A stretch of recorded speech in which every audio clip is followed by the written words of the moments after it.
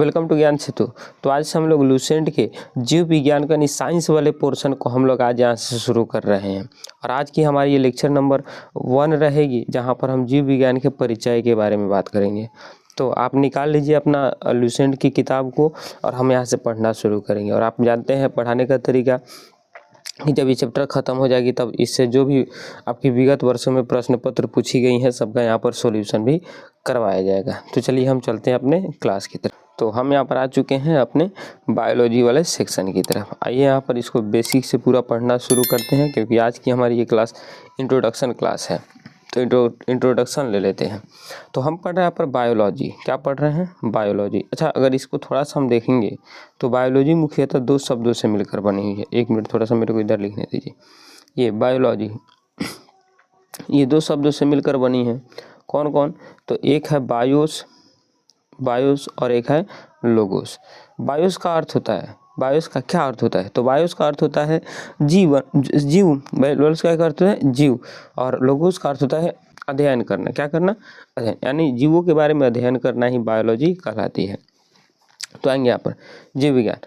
यह विज्ञान की वह शाखा है जिसके अंतर्गत जीवधारियों का अध्ययन किया जाता है। किसके अध्ययन किया जाता है? जीवधारियों का। अब हम हो गए, आप हो गए, कोई वस्तु बोल रहे हैं, कोई जानवर हो गया, इन सब चीज़ों के बारे में अध्ययन करते हैं। बायोलॉजी, बायो का अर्थ है जीवन या लाइफ, और लोगोस का अर्थ होता है अध्ययन करना। अर्थात जीवन का अध्ययन करना ही क्या कहलाता है? बायोलॉजी कहलाता है। अब सुनेंगे, जीव विज्ञान शब्द का पहला प्रयोग सर्वप्रथम लैमार और ट्रेविरनस ने किया था। तो आपसे क्वेश्चन पूछेगी कि जीव विज्ञान शब्द का पहला प्रयोग किसने किया था? तो लैमार्क और ट्रेविरनस, दोनों पर आप हाईलाइट कर लेंगे। लैमार्क रहने वाला था फ्रांस का और ट्रेविरनस रहने वाला था जर्मनी का। 1801 ईस्वी में इन्होंने बायोलॉजी शब्द का नाम दिया था। अब सुनेंगे, अब बात करते हैं यहाँ पर बायोलॉजी की कुछ शाखाओं के बारे में, यानी जीव विज्ञान की कुछ शाखाएं। कौन कौन सी शाखाएं हैं? तो देखेंगे, सबसे पहली शाखा आती है एपीकल्चर। एपीकल्चर में क्या अध्ययन किया जाता है? तो मधुमक्खी पालन का अध्ययन किया जाता है। दूसरा आता है सेरीकल्चर, इसमें रेशम कीट पालन का अध्ययन करते हैं। तीसरा आता है पिसीकल्चर, इसमें मत्स्य पालन का अध्ययन करते हैं। चौथा है आपकी माइकोलॉजी, इसमें कौकों का अध्ययन किया जाता है। पांचवा है फाइकोलॉजी, इसमें शैवालों का अध्ययन किया जाता है।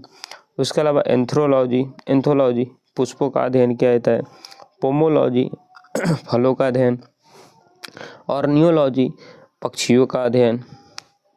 उसके अलावा इचिथियोलॉजी मछलियों का अध्ययन, एंटोमोलॉजी कीटों का अध्ययन, डेंड्रोलॉजी वृक्षों एवं झाड़ियों का अध्ययन। एक होता है डेंड्रोक्रोनोलॉजी, तो उसमें पेड़ पौधों की एज पता करी जाती है। क्या? डेंड्रोक्रोनोलॉजी, तो उससे ये अलग है, ध्यान में रखेंगे।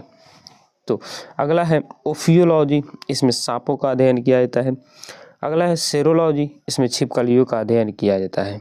ठीक, तो अगला हम बात करते हैं यहाँ पर सिल्वीकल्चर, इसमें काष्ठी पेड़ों का संवर्धन का अध्ययन करते हैं। अब क्या होती है आगे हम सब पढ़ेंगे। हॉर्टिकल्चर, इसमें हम उद्यान विज्ञान इसके बारे में पढ़ते हैं, उद्यान के बारे में। और अगला है फ्लोरिकल्चर, इसमें फूलों की खेती के बारे में पढ़ते हैं। तो इसको आप याद करिएगा, हालांकि क्वेश्चन तो करवाएंगे तो यहाँ से क्लियर हो जाएंगी पूरी चीज़ें। आएंगे आगे। अब आइए यहाँ पर जीव विज्ञान का एक क्रमबद्ध ज्ञान के रूप में विकास प्रसिद्ध ग्रीक अरस्तु ने किया था। और अरस्तु को ही बायोलॉजी का फादर कहा जाता है। और अरस्तु को ही क्या कहा जाता है? फादर ऑफ बायोलॉजी कौन है? तो एरिस्टोटल, इसका इंग्लिश में नाम है एरिस्टोटल और हिंदी में अरस्तु बोलते हैं। उन्होंने ही सर्वप्रथम पौधों एवं जंतुओं के जीवन के विभिन्न पक्षों के विषय में अपने विचार प्रकट किए। इसलिए अरस्तु को जीव विज्ञान का जनक कहा जाता है, फादर ऑफ बायोलॉजी। इन्हें जंतु विज्ञान के जनक भी कहते हैं, क्योंकि इन्होंने जूलॉजी पर बड़ा ज़बरदस्त काम किया था। बायोलॉजी आप जानते हैं 2 प्रकार का होता है। बायोलॉजी कितने प्रकार का? 2 प्रकार का। एक होता है जूलॉजी और एक होता है बॉटनी। जूलॉजी क्या होता है? जिसमें जंतु के अध्ययन करता है, और बॉटनी जिसमें पेड़ पौधा का अध्ययन करते हैं। अब आएंगे यहाँ पर आगे की तरफ। अब अगला है जीव विज्ञान के प्रमुख नियम एवं सिद्धांतों के प्रवर्तक। कि जीव विज्ञान बहुत सारे ऐसे सिद्धांत हैं जिनके प्रवर्तक कौन है, याद रखना है। जब भी इस सिद्धांत को हम लोग पढ़ेंगे तब जानेंगे कि आखिरकार ये सिद्धांत है क्या। तो सबसे पहले सिद्धांत की बात करते हैं, तो आनुवांशिकता के सिद्धांत। इसके प्रवर्तक है मेंडल साहब। जीव सिद्धांत, इसके प्रवर्तक है डी.एच. मॉर्गन।